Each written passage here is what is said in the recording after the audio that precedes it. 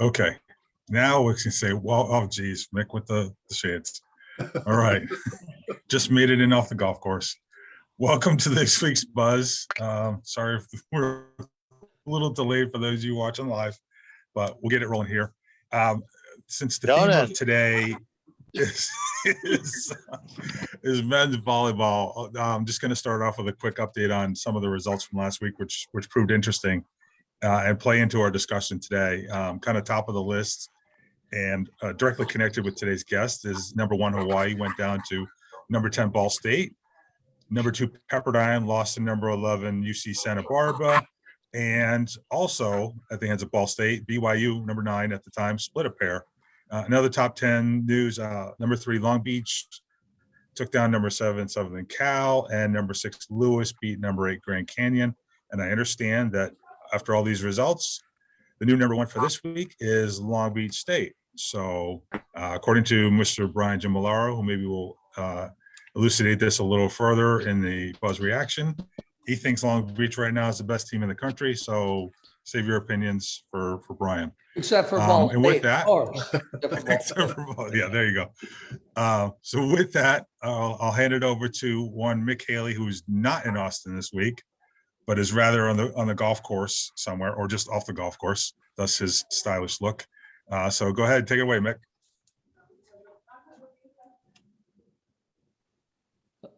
I like Mick like this when he can't say anything. He can't talk. He can't. Yeah. Well, he might be having a little trouble with his connection right now. Why did you go? Truly Bob? Is out. He's out in Florida, all right, on the golf course right now. So we're having a little trouble hearing him, I think. So Bob, why don't you introduce Donan and go from there? Yeah. Oh, maybe he's on now. Mick, are you there? Can you hear me now? Yeah, we can hear you now. Oh, but maybe not. Now he's muted. Donan, we always have a really professional show. Come on, I can see you guys. Okay. But all right. He keeps muting himself.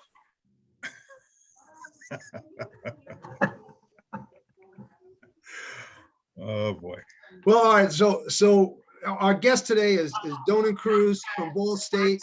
We're excited, Donan, to have you on. Can you hear me now? There's a number of questions we'd like to get into.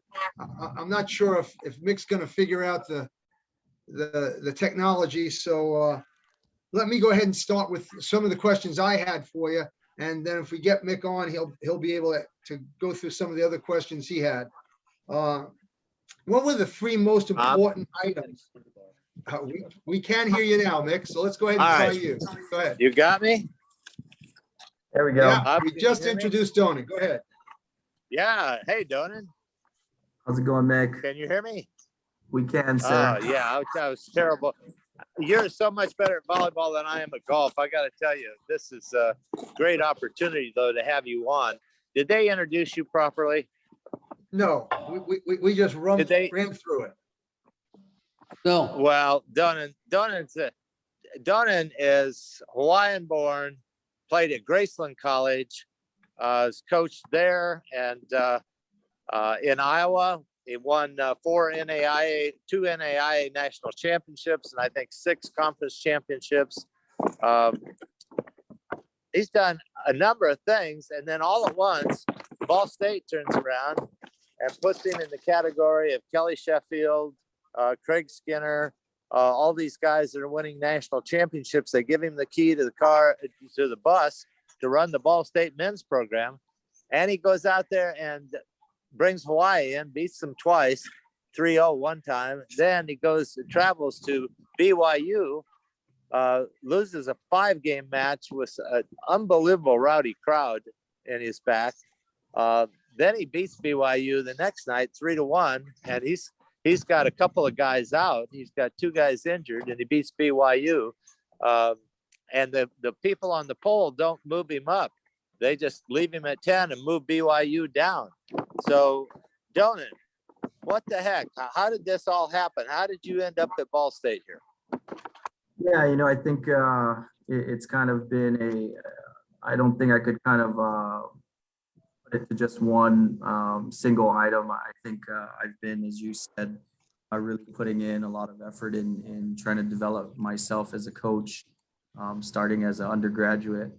During my playing time at Graceland, had an opportunity to get involved in coaching under Stu McDowell and Stu Sherman, who are two gentlemen that are very well respected in the volleyball community. And, they kind of created and fostered my passion for the game and coaching. And kind of from there moved home and then, most recently been serving at the University in Des Moines, Iowa as the head coach there for 10 seasons. And, without really kind of diving too far into it, when the Ball State opportunity was initially kind of went public, I didn't have an initial interest in the job only because I just felt my head was kind of in what I was doing at the moment. That was probably in February of that last year, and got a couple phone calls, and that kind of transpired into a much more serious conversation. And here I am, 6 games into the season, feeling really good about our group, and kind of excited about the path that our program is on. And I think there's a lot of people excited about what we're doing, which I think is exciting for men's volleyball, and I think exciting obviously for the Ball State volleyball community. So couldn't be more blessed to be in this role, and right in the midst of preparing for a big conference opener tomorrow. So, the history. Don Shondell started this program. Joel Walton took it over. Basically an inside group the whole way with Cardinals, and the whole Ball State community and alumni have gone outside to support you and bring you in as the head coach. How does that translate as you walk around campus and as you're part of the Ball State Cardinal tradition now, and actually you've got the lead now to carry that on, and hopefully a national championship is in the future down the road. I feel you feel that way, but Ball State also feels that way. They feel that has always been possible, and they want that to happen. Do you have any thoughts about all of that, or have you covered that? Yeah, I think, as we were kind of going through the process of my potential future here at Ball State during the interview process, I think it was very clear that the support for a healthier and more strong Ball State men's volleyball program was important to the administration and to the alumni base. And, for me, it was just kind of understanding what the Ball State community was all about, and where they've been and where we're headed. And I think that's a big part of why I'm sitting in this, probably on this podcast here today with you guys. Is, a lot of the things that they spoke about, and a lot of the things that were in line with, what I feel is possible, and just the quality and the mindset of a coach, believing in what you can do. And I take this job if I didn't genuinely believe that we could compete at the highest level in NCAA Division I volleyball. So are you surprised by the wins over Hawaii and the split at BYU? I mean, that's 3 out of 4 ranked teams that you've taken down. You've got Lewis coming up. What's your mentality? I mean, did you hope you could do this? Is this a surprise, or do you feel like you had the talent, you just need to rework it a bit? I think a combination of both, with the exception of being surprised. I think a lot of my prep coming into being the head coach here at Ball State has been about trying to develop winning culture and winning mentality. And, I'll never go into a match, although I may feel like our matchups aren't the greatest. I think a lot of what we do as coaches is kind of allow our players to be on the same wavelength as we are in what we think and what we believe. And, we go into training practice, understanding that if we kind of execute certain skills and our game plan, that our goal is to try to give ourselves the best shot to win. So going into Hawaii and BYU, those are, every beginning of a season is kind of a new journey for every team. And both lost some significant players. Still really high level volleyball teams, but first few games out of the gate, trying to figure things out and understand what kind of players they have. And going into it, I don't think we changed how we prepared for our opener versus Maryville as we did for Hawaii. Some different points of interest, obviously, but I think the mindset going into all three of those matches was the same. And yeah, I think Hawaii obviously I think that was a big point of conversation. Hawaii was the players. So were we kind of going into BYU, and it was good volleyball, both sides. I think anybody had a chance to win, and we just kind of made a few more plays than Hawaii did on those two evenings. And I think BYU and ourselves kind of had a nice exchange of blows between Friday and Saturday. So not surprised, just more proud of the group and how we were responding to training and training cues. And I think we feel the same way about going into Lewis tomorrow. So last thing, BYU, second night, you got some injuries or some kinds of problems. You have to come in with two subs, middle blocker by the name of, I think, is it Hippie? Yep. And a right side by the name of Dyer Ball.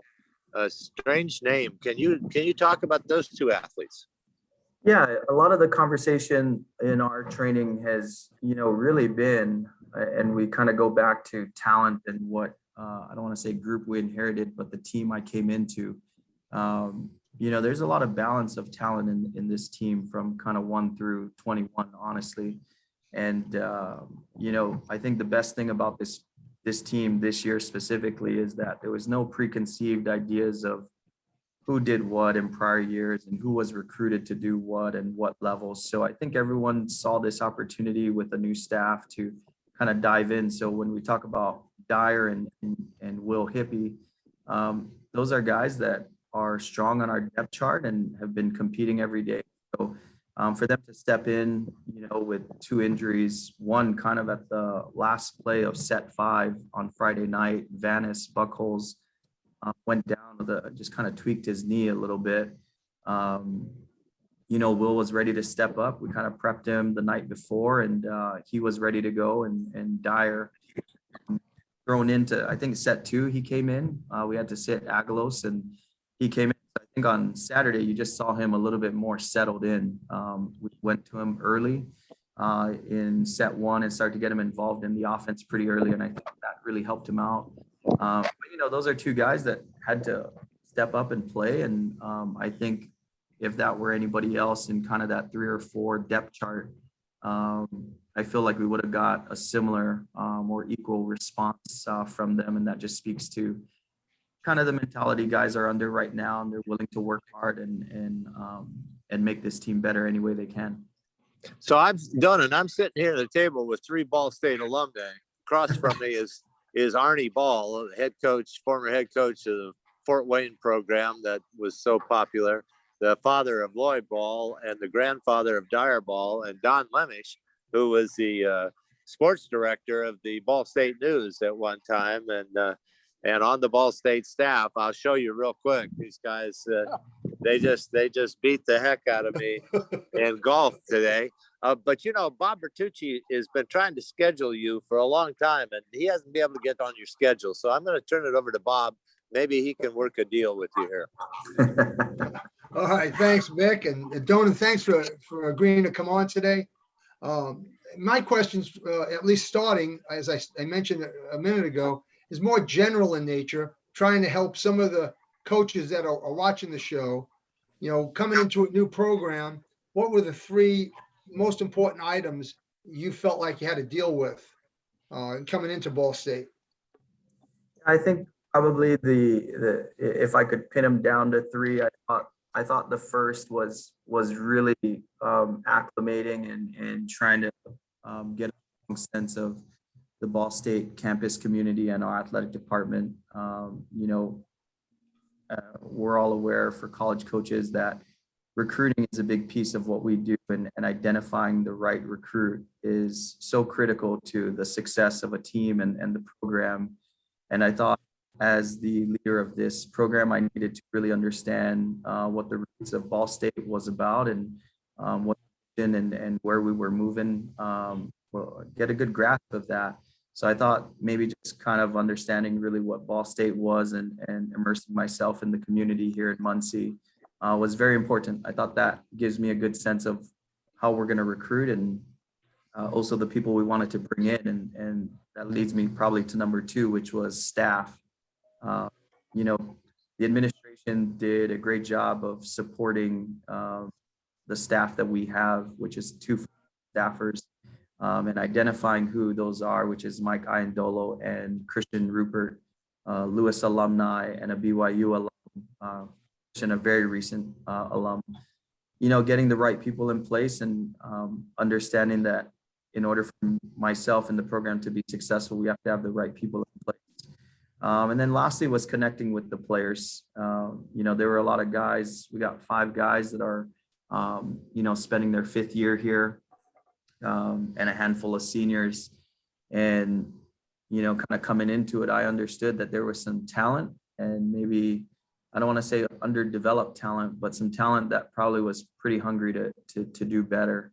And the only way we were going to be good fast is if we got on the same page with those guys. And I'm a big fan of building relationships and understanding people, and those people primarily that I look and work with are our players and our staff. So getting to know our guys was pretty critical. Getting on the phone with them and had a couple Zoom calls early. So I think those are 3 really big items that then led into a lot of probably subcategories that really helped us get where we need to be.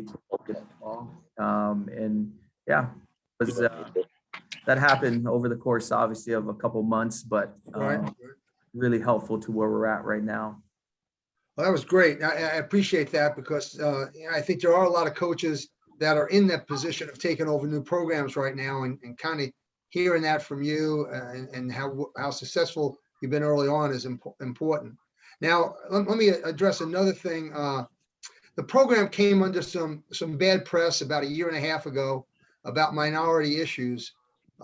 What have you done to right the ship there and tackle that problem?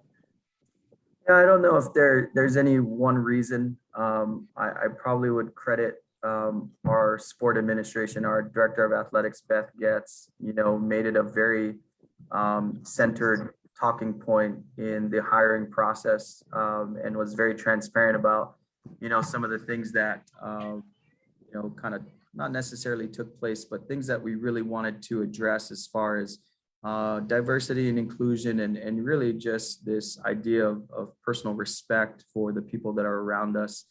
And I think she did a great job of ensuring that that was a big core value and something that I took seriously and wanted to make as a part of our path ahead. And, you know, as we kind of were in conversation through that interview, you know, I just had a really good opportunity to share the values that I have as an individual and the character and how important inclusion was and respect for people, not just in diversity, but, you know, just how we think and accepting different beliefs and ideation. So I thought that really meant a lot to me because for me, that's always been the groups I've been around with diverse populations. And I was raised around, you know, not a predominant, you know, one race. So like for me, it's always been natural to be in a culture of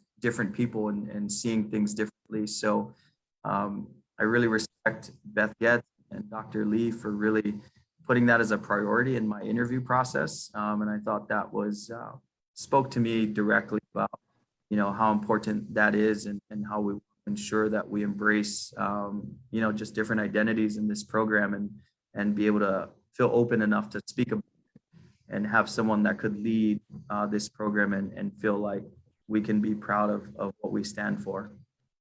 Well, that's great. It sounds like you're pretty tapped into all that stuff right now, and I'm sure that's going to make a big difference, you know, moving forward. You know, I'd like to, you know, since we're a little short on time, I'm going to jump over to Brian. I know he has more global questions and issues he wanted to talk to you about in the volleyball scene. So, Brian. Welcome. You know, right away, I listening to you, I was really impressed about what you just said. And what is your message? What message are you trying to give to your team?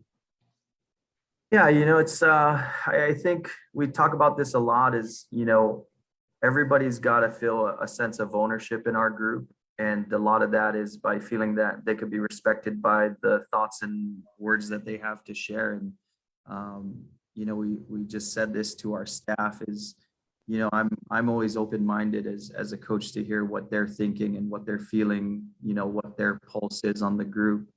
And sometimes we may not always agree on the conclusions we're coming to, if it's lineups, who's traveling, down to things. And I think that's been echoed into our team is, we want to feel that guys in a workplace that we're preparing them for after they graduate, that they can feel good about having a sense of ownership in an organization, and that you don't want to probably be a part of an organization where you feel like your voice can't be heard, or that you don't feel like your opinion is valued. And I try to get to that piece as much as I can with players. And I think, I don't want to say almost to a fault, but I do think sometimes the coach, our Christian and Mike, are surprised at some opinions I'll try to get from the team. And some of it is just to see, if there's something we're missing, or is there an angle that, they see that we don't, that could help us be better. But it really just comes down to that idea of respect and being able to feel like someone can speak up and not feel that they're going to be judged in a certain way because of something they say or the way they think about a certain whatever topic or item that's on the table.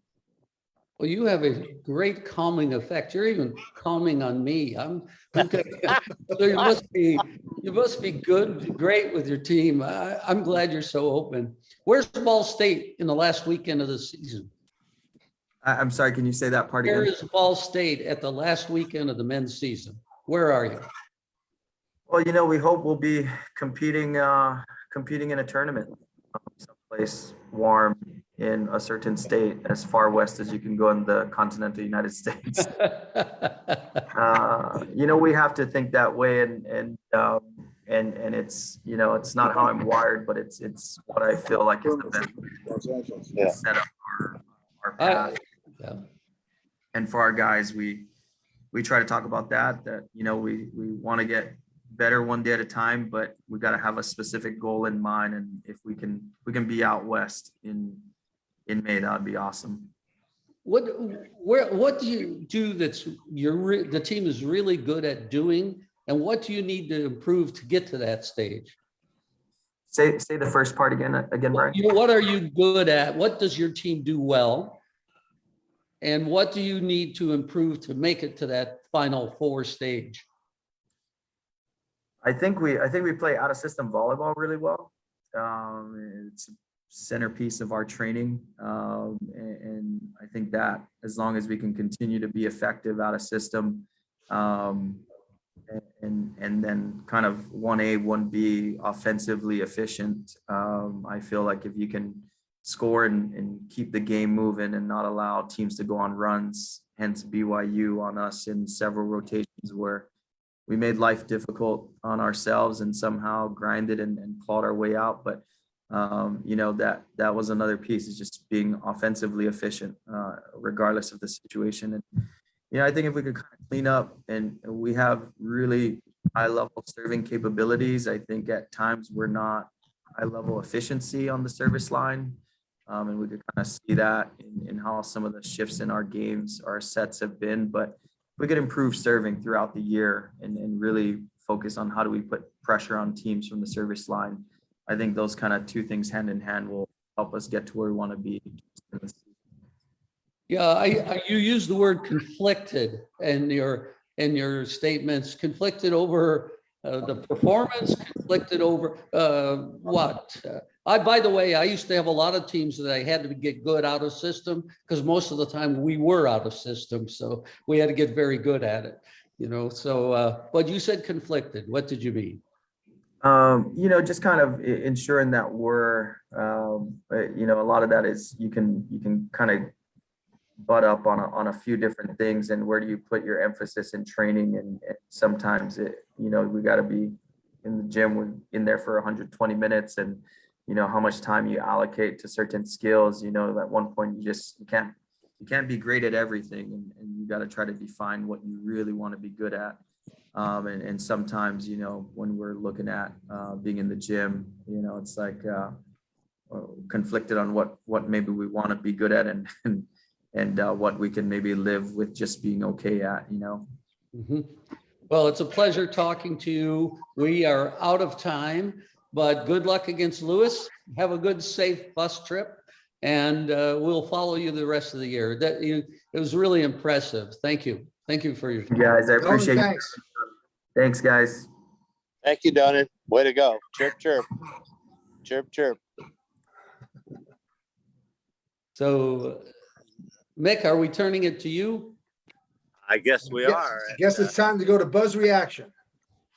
Yeah, we need to talk about this a little bit. How does a guy come in and turn a program around like overnight?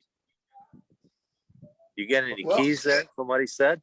Well, yeah, he mentioned how he had some guys stay for the 5th year. That helps. You get a little seniority in your starting lineup. And then he had a number of starters moving into their senior year. So it sounds like he's got a pretty senior team, and that always helps, I think. Competing at a high level. Well, I wonder what kind of team he'll have next year. We'll have to watch and see his recruiting, right? Because if he's playing 5 seniors, the reason I mentioned Hippie and Ball is because Ball's a sophomore. I don't know what year Hippie is, but they didn't miss a beat coming into that lineup. I mean, they were very good, and if they're young, he's got something to build around. He's got to replace his setter, though. They didn't talk about his setter. I thought his setter has been really, really good through this first 2 or 3 weeks. It's obvious to me why he's successful. He was very organized. He fit right into the philosophy of the university. He knew what he wanted to do. He had a plan of action, and he's been implementing that plan of action. It's very impressive. He knows, and he seems like he has a great relationship with the team.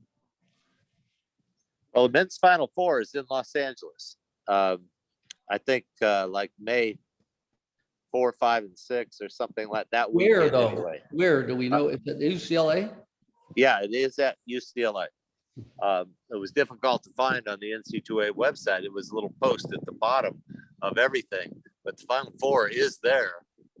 It will be interesting if he can get there. If he can win the MIVA, which Lewis is favored, incidentally, and he plays Lewis next week, I believe, at Lewis. I'm not sure that's right. Yeah, that's this week. It's coming up right now. Tomorrow. Yeah. So it's gonna be an interesting thing. But this is a program we want to watch because Ball State alumni are all behind this program. They want to get back to playing for championships, and everybody that ever played there wants a national championship. So they picked Donan Cruz to lead the ship.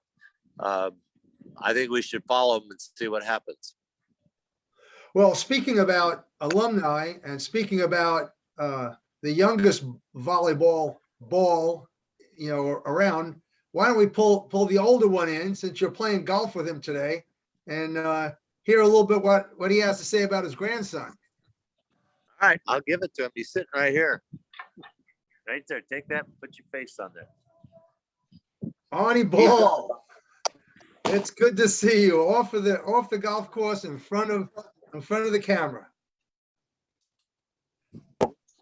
And now we're calling him Mick Haley because He's a man of little words. Well, first of all, let me tell you that Haley's not worth a crap playing golf. And there's no question but what I'm a much better golfer than he is. Just so we set the record straight right off the bat. It was a great interview, guys. Obviously, the Ball State alumni people are very excited about the future of men's volleyball program. Obviously for me, it's a mixed bag, having coached against Ball State for 33 years and competing against them. And then all of a sudden my grandson's down there playing. When they play PFW, it'll be a little difficult for me to choose sides. But I'm certainly excited about the fact that Dyer's down there playing. He seems to enjoy it. I know he likes the team and he likes the new coach. So we're excited from the Ball family about the next. And by the way, Dyer's a redshirt freshman, so he will have 4 years to play. So that's pretty exciting for us. That's great. Have you had a chance to watch him play this year yet, Arnie? Well, I'm in Florida for the winter, but we get all the internet games. So I watched them play Hawaii, and I watched them play BYU. Obviously, Dyer didn't play much against Hawaii, but he played a great deal against BYU. And the second night, he was pretty good for a young kid who's left-handed. 17 So kills. I have seen him play, and I know he's trained a lot with his dad over the summer. But what was pretty amazing, just from a grandpa standpoint or from a casual fan standpoint, is that what people probably don't realize is that that's really the first competition Dyer's ever played, because they didn't have high school volleyball where he went to school, and he played a club program, but it wasn't real good. And that's the first collegiate match he's played. And he had 17 kills against BYU, which you guys know as well as I do is a very difficult place to play. Yep. That's sure. enough for me. I'll give it back to Mick. All right. Thanks, Arnie. Great seeing you. Congratulations. Yeah, he would have to say that he beat me in bad on the golf course, but my phone's about ready to die, guys. So if you need anything from me, you got to get it quick. I got 1% left. Okay. I don't think Arnie's biggest accomplishment in his life was beating you. I think I think he did a little better as a player coach there, as a coach. Well, we're all three out here and we're still competing against each other. So we've never stopped doing that. That's great. That's great. All right. So anything else, Mick, that you'd like to add, to comments that Donan had said that you thought were important for young coaches? Well, he was a little bit wordy for me, but to trying to get through all of that, I think he's got the right idea. I think this day and age with the kids that are coming in, he's perfect for them. And to want to know what they think and to give them ownership in the program if they can earn it is a big deal. So if I'm a young guy out there, I'm going to consider Ball State. I'm telling you, they can't go to a place that's got more enthusiasm, more excitement for a team that wants to win. And I know you think they should come to Sacred Heart, but we'll I was just going to say that. Later. That's enough promotion for Ball State now.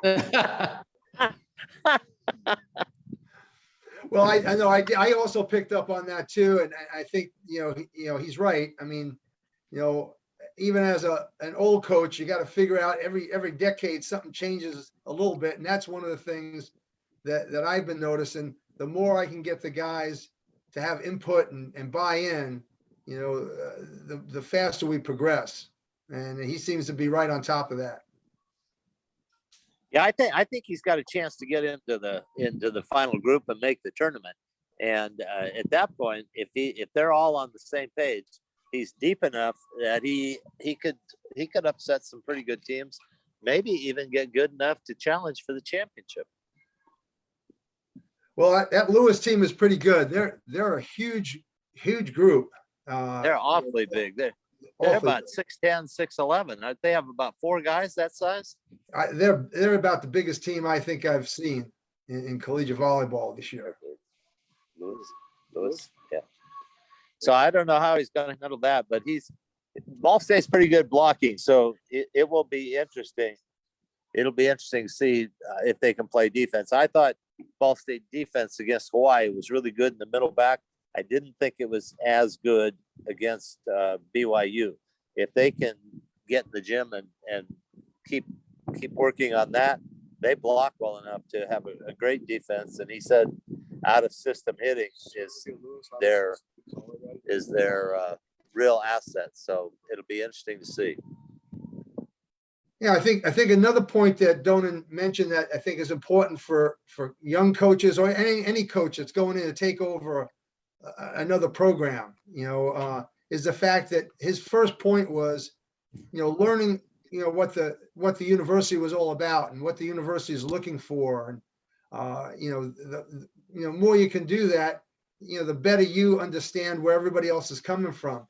Brian, you had to deal with that a lot at Long Beach State because it was a little different, Long Beach State compared to some other schools in the area. Oh, no, I think he said some really good things about just kind of shutting the doors mentally and physically and just going to work on his team. The administration understood what he did. His staff understands him. He's open to players. I think that he's got it all right. Whether he has enough talent in that group to go forward, we'll have to see. We'll have to see. He does have an automatic bid if he can win that championship, but also if he gets a few more upsets and close, he might get the an at-large bid. Yeah, he get the at-large bid. So those are big wins he had when it goes near the end of the season. If he comes close to Lewis, if he doesn't win, we'll see. Well, I think he's positioned himself, maybe for the first time, a Midwest team has positioned themselves well enough that, the selection committee would have to really take a good hard look, Right. especially when you look at some of the upsets that have been happening, Sure. out in the West Coast. Sure. Nobody's just, ripping through everybody, they're beating each other up a little bit.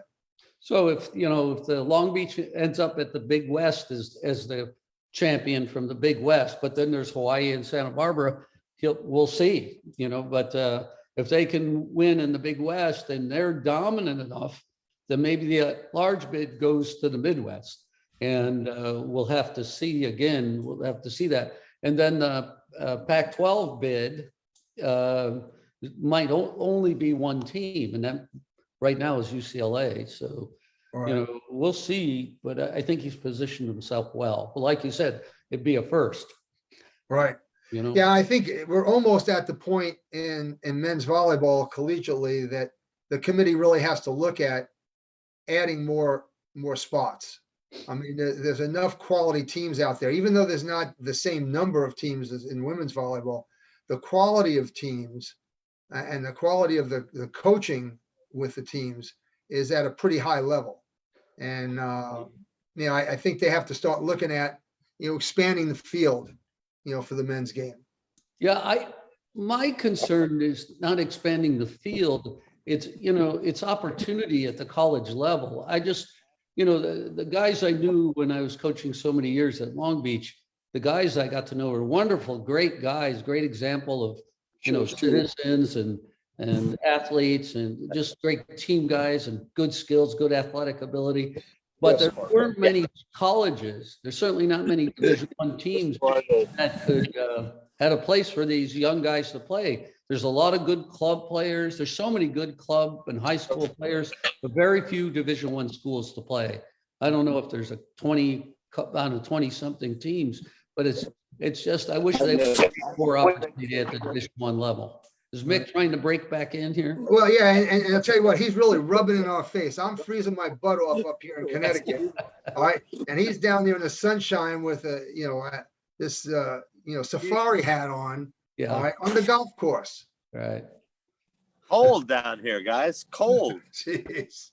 Sun's out. but the sun Yeah. is out. That looks pretty beautiful to me. I can tell you that. Can you hear me? Oh, yeah. Can you Yeah, hear we me? can hear you. Okay.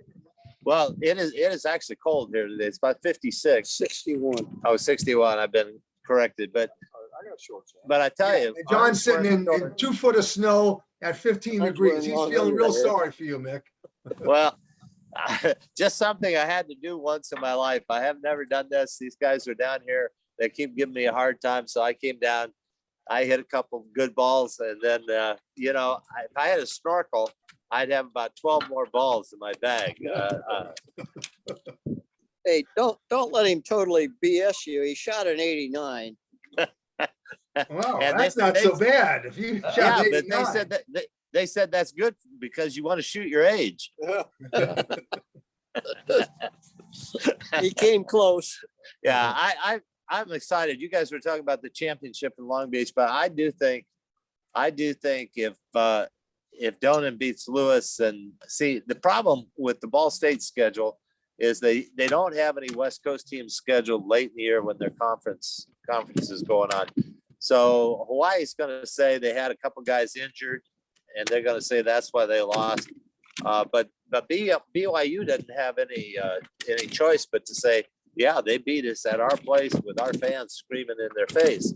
And so if BYU would get good and make the tournament, then that could carry Ball State if they don't win the conference, because Lewis is really good, but Ball State out of system, and if they can get Lewis out of system, they have a chance to win, and they can win the conference. So I haven't seen Loyola yet, but I don't think they're as good as they were promoted early in the season.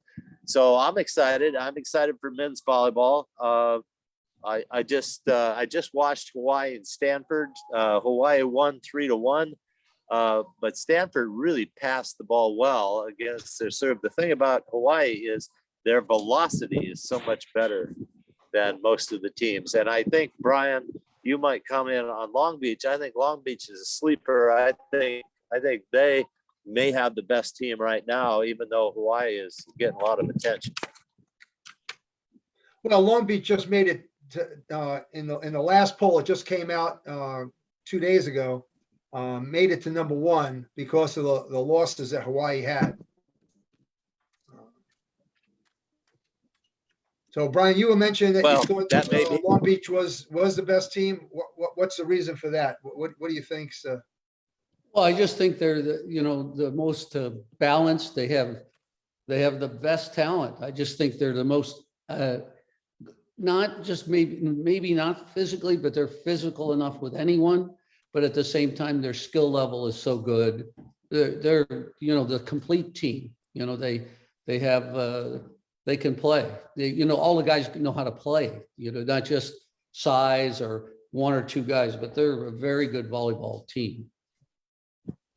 So we'll see. What about their setting? Is the setting good? I Brian, think is the their setting setting is a good? lot better than it was a year ago. And I think they're going to be good enough. I think they're good enough there. That's what I asked.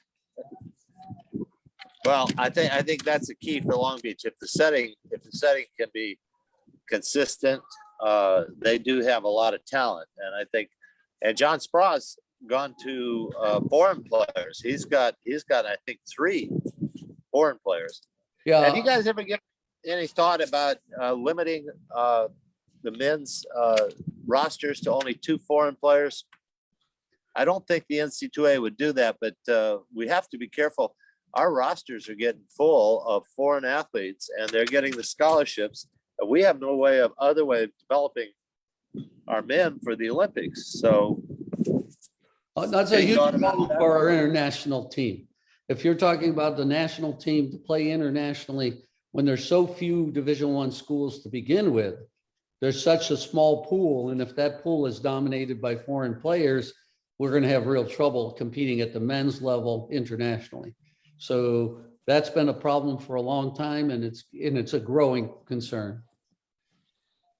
yeah, I just think UCLA's had to go that way because they have some pressure on them to get back to the final 2 and have a chance to win, and they're hosting this year, so it's going to be interesting. Well, maybe like in the World Cup soccer, maybe everybody gives citizenship to their country, no matter where you're from. So maybe all these foreign guys become Americans for the next Olympics, I've watched the World Cup in the past where the guy was playing for Poland one year and Germany the next year. So I don't know. So maybe we need to change our citizenship requirements. I don't know. Well, Mick really makes a good point, because, Sure. Our feeder system very much, is the collegiate game for our men's national team. I think that might be a concern. Maybe another solution is get more men's teams. So we spread out the foreign players. Well, yeah. yeah. When I used to watch club ball for the boys, I would think all these kids deserve an opportunity. And I would say 1 out of 20, 1 out of 50 kids was going to play in college. You know, when you got, I don't know how many Division I teams, 20 something Division I teams. Yeah, So- not that many, right? 27, I think, 27. You know, you can't, where do these kids go and play? I know Division II and III has opportunity, but you want the top kids having opportunity to play compete against the highest the level of Right. competition, and not having that is really difficult. It's really a tough one, but I wish that these kids all had a place to play. Well, John, you know, while we're talking about Division III, how about we put up our Weber's Weekly recruiting tip? All right. Which, actually addresses that. What is this recruiting tip by Bob? From what? It's the Weber's Weekly recruiting tip from All right. NCSA And see, basically addresses Division III. and they're one of our Sure. sponsors, right? Yes, they are. Mhm. And John, she get had excited mentioned that about one of this. the most overlooked opportunities are those in Division III level. All right, and as you can see on the graphic, it's really true. You know, in Division III, and speaking about the men's games, since that's what we're talking about in the show today, there's a lot of good Division III programs out there, and they don't offer athletic scholarships, but they offer academic and merit, you know, and need-based scholarships that when you put those packages together, they're usually pretty good. I had 3 of my boys play Division III athletics, and the main reason was financially it was the best deal out there for us. So NCSA has put out this tip for us this week, and I think it's well founded. Well, we're also pushing junior colleges, and you know, we have 41 junior colleges playing volleyball now. We just added 15 just recently. That's another place to jump in. And NCSA also counsels these kids and looks for opportunities for them when they join the group. So it's pretty exciting what's happening right now. Yeah, and from parents, you know, parents and athletes that are looking to play in college, but financially it's an issue. You know, the junior college route for 2 years, all right, and then using, you know, NCSA to help them land that 4-year school for the next 2 years, especially at the Division III level, could be, you know, could be a great way to financially be able to allow some people to have a college education. Do they work directly with Sue Weber, or do they have other people they work with also? Do you know? They have a staff of about 10 volleyball, you know, coaches, representatives, if you will, that you know, counsel the volleyball athletes. Well, that's pretty good. That they can handle a lot of people. So I'm kind of excited. We're gonna be bringing more information from them every week, right, Bob? Yeah, we're going to have at least a tip a week, you know, for recruiting that you know, Sue Weber is going to put together for us to share with, you know, families and friends that just watch the show because they're volleyball enthusiasts or current players. Well, it would be good for athletes to also watch the show so that they can pick up some of the stuff and get the tips every week. Sure, absolutely. And speaking about tips and bites, Great I segue. guess we should move to Brian's bites. Yeah. That was the best introduction I have ever received. Thank you. Well, you know, this week it's about the Olympics. There's not a lot of volleyball in this Winter Olympics, so it might sound like a stretch, but this time it was the first time I wasn't excited about watching the Olympics. Too much international politics, host country, what's going on in the world. And then the Olympics started and I was taken in like I always am. My phone keeps ringing, but I keep turning it off, but they're persistent. But anyway, starting to watch the Olympics, and then I was mesmerized. I have been mesmerized by what the human body can do, and mentally and physically. I listened to one announcer say, this athlete is a once in a lifetime athlete. I listened to an announcer say that this guy that was speed skating, there's no way he could make up the time. And he made up the time, and he won anyway.